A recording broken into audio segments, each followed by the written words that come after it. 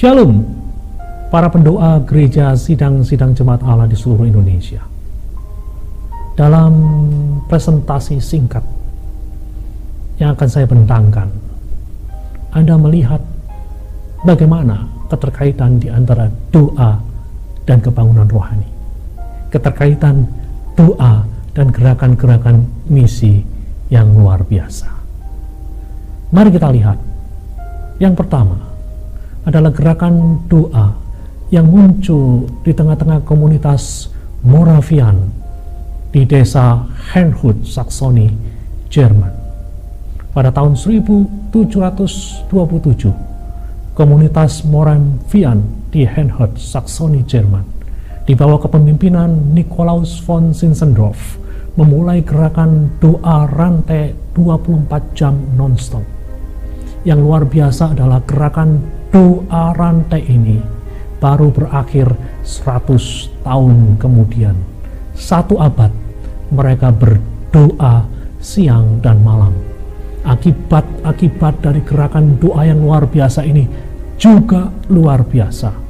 Komunitas Moravian yang hanya terdiri dari beberapa ratus orang mengirimkan 226 utusan Injil ke seluruh dunia hanya dalam kurun waktu 33 tahun sejak gerakan doa itu dimulai. Utusan-utusan Injil mereka tersebar ke seluruh dunia. Ada utusan-utusan Injil yang datang ke Jamaika dan menyebabkan terjadinya Jamaika Revival pada tahun 1860. Sepertiga dari penduduk Jamaika dikatakan bertobat dan dibaptis. Rumah-rumah judi ditutup, pemabuk berhenti minum, kejahatan menurun dengan drastis, dan gereja-gereja penuh dengan jemaat Tuhan. Inilah akibat dari gerakan doa rantai yang dilakukan oleh komunitas Herrnhut. Dan bukan itu saja, kaum Moravian juga dikenal sebagai seseorang yang mempengaruhi kehidupan kerohanian dari seorang tokoh besar yang bernama John Wesley. John Wesley dikenal sebagai tokoh kebangunan rohani di Inggris, dikenal sebagai pengkhotbah, penginjil, dan penulis yang luar biasa, dan dikenal sebagai pendiri gereja Metodis. Dia mengakui bahwa kerohaniannya dipengaruhi oleh orang-orang dari Herrnhut ini, orang-orang Moravia.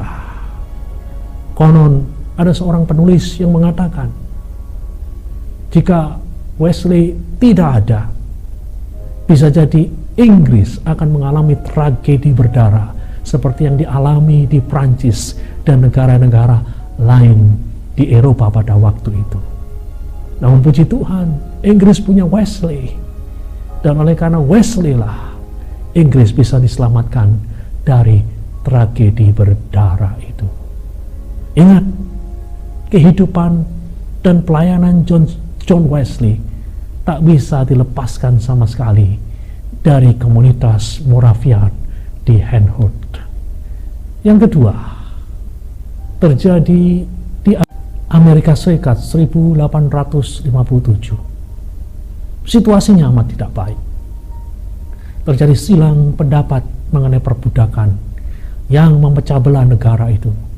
Terjadi pemberontakan, ancaman perang saudara di depan mata. Ekonomi mengalami penurunan yang luar biasa. Demikian pula dengan kerohanian jemaat. Gereja-gereja mengalami penurunan secara kualitas dan kuantitas. Di tengah-tengah krisis skala bidang ini, Tuhan membangkitkan seorang awam yang bernama Jeremiah Lanphier untuk mengawali sebuah gerakan doa awam. Pada tanggal 23 September 1857, Lanphier membuka persekutuan doa Rabu siang untuk para usahawan di Fulton Street, Manhattan, New York. Sebelum dia membuka persekutuan doa Rabu siang itu, dia telah menyebarkan ribuan undangan dalam bentuk traktat selama berminggu-minggu lamanya. Namun sepertinya persekutuan doa itu pada mulanya tidak terlalu berhasil, karena hanya ada 6 orang yang hadir dalam persekutuan doa pada tanggal 23 September 1857. Namun 2 minggu kemudian, 14 Oktober 1857, pasar modal Amerika runtuh. Kondisi ini membuat bank-bank tutup, banyak orang kehilangan pekerjaan, dan orang-orang mulai kelaparan. Di tengah-tengah kepanikan, orang-orang mulai mencari Tuhan. Dan persekutuan doa Lanphier di Fulton Street, Manhattan, mulai bertambah dari 6 menjadi 20, dari 20 menjadi 40, dari 40 menjadi 100. Dan dalam kurun waktu 3 bulan saja di kota New York terdapat lebih dari 100 persekutuan doa yang dihadiri lebih kurang 50.000 jiwa. Ada revival di New York, dan revival itu dengan cepat menyebar ke seluruh Amerika Serikat. Orang-orang di seluruh penjuru Amerika mencari Tuhan. Sekitar 20.000 jiwa setiap minggunya dibaptiskan di gereja-gereja. Gereja-gereja penuh dengan jemaat. Kadang-kadang perlu dilakukan ibadah di luar gereja, oleh karena gedung sudah tidak bisa lagi menampung jemaat yang rindu untuk beribadah. Banyak orang rindu untuk melayani Tuhan.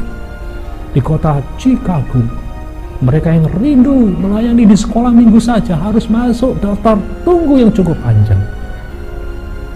Surat kabar New York Press menulis di dalam headline-nya, "Revival sweeps the country." Kebangunan rohani menyapu seluruh negeri. Menurut catatan, sekitar 1 juta orang mengalami kelahiran baru akibat kebangunan rohani yang terjadi di Fulton Street, Manhattan, New York. Dan bukan itu saja, kebangunan rohani di Fulton Street juga mendorong orang-orang Amerika untuk meninggalkan negerinya, menjadi utusan Injil di Korea, India, dan Cina. Dan mereka menanam gereja-gereja baru di sana untuk memperluas kerajaan Allah. Inilah 2 gerakan doa fenomenal yang telah dalam tanda kutip mengubah dunia. Biarlah 2 kisah ini bukan saja menjadi cerita indah yang kerap kita ceritakan kembali lewat khotbah dan renungan, melainkan juga menginspirasi dan menantang kita untuk tekun dan sungguh-sungguh berdoa. Berdoa untuk kebangunan rohani di gereja-gereja sidang jemaat Allah. Berdoa untuk pemulihan negeri dan dunia yang carut-marut akibat pandemi. Kiranya Tuhan Yesus memberkati kita semua. Amin.